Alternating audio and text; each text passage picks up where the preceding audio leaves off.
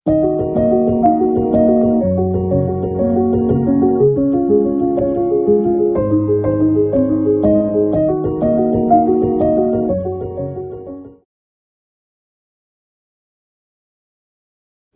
सर्वश्री विश्वनाथ त्रिपाठी जी, अशोक वाजपेयी जी, पुरुषोत्तम अग्रवाल जी, रामेश्वर राय जी, हमारे साथी प्रवीण कुमार जी और सभागार में उपस्थित हिंदी का प्राणवान स्पंदन की उपस्थिति जब पूरे विश्व में भारत सहित एक तुमुल कोलाहल कलह तारी है, इस बात का भरोसा दिलाती है हमें कि हृदय की बात सुनने और समझने वाले लोग कम नहीं हुए हैं। और हमारा आह्वान, हमारा आमंत्रण बहुत मौलिक और नैसर्गिक था, लेकिन नागरी प्रचारणी सभा के लिए जो आकर्षण है लोगों के मन में इतने वर्षों के स्थगन और अंतराल के बावजूद, और अपेक्षाओं का जो बढ़ा चढ़ा स्तर है, उसे देखकर हिंदी संसार के सामने बार बार सिर नवाने को मन करता है। आप सब लोगों का बार बार स्वागत है। ये जो फिल्म एक छोटी सी दिखाई गई, उसके बारे में अलग से कुछ कहने की ज़रूरत नहीं है। आचार्य शुक्ल के कृतित्व की विराटता के बारे में कोई व्याख्यान संभव नहीं है, क्योंकि जो कुछ कहा जाएगा सब पहले कहा जा चुका है। लेकिन इतना तय है कि हिंदी के गद्य का स्वप्न देखने वालों के मन में शुक्ल जी हमेशा एक रोल मॉडल, एक प्रथम पुरुष बने रहेंगे।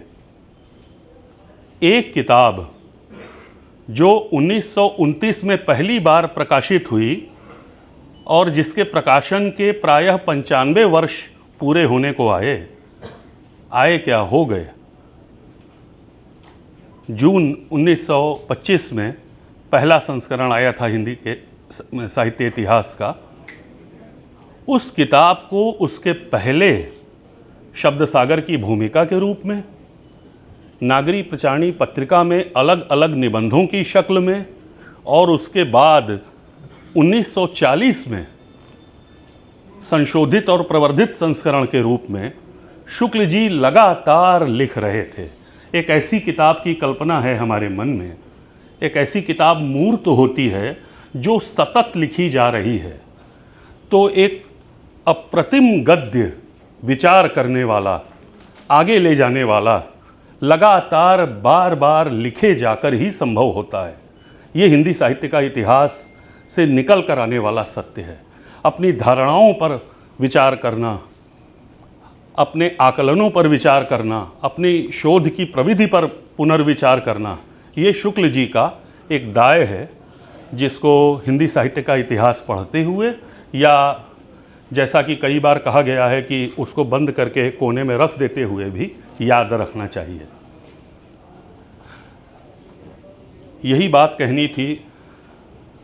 हम लोग, मैं 2 फरवरी 1941 जिस दिन शुक्ल जी की मृत्यु हुई, उस दिन का अखबार देख रहा था तो वो विश्व युद्ध की खबरों से भरा हुआ था।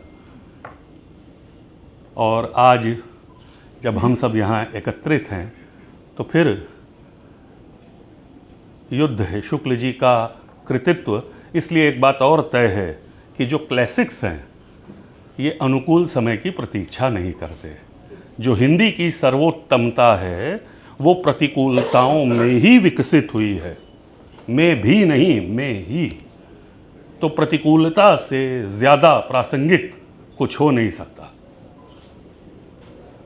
हम बहुत खुश हैं छोटी छोटी उत्साहजनक भागीदारियों से और छोटे छोटे समर्थनों से, छोटी छोटी सहायताओं से, मुस्कराहटों से, हाथ मिला लेने से, गले लग जाने से, और किसी बड़ी सहायता के लिए, किसी बड़ी रियायत के लिए न कोहराम मचा रहे हैं, न याचना कर रहे हैं।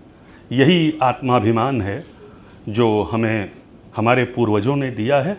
और इसी बिंदु पर मैं अपनी बात समाप्त करता हूँ। आप सब लोग आए हैं, आपने हमारा नागरी प्रचारणी सभा का, हिंदी की आलोचना का और कुछ हद तक बनारस का भी मान रख लिया है। बहुत बहुत आभार आप सब लोगों का।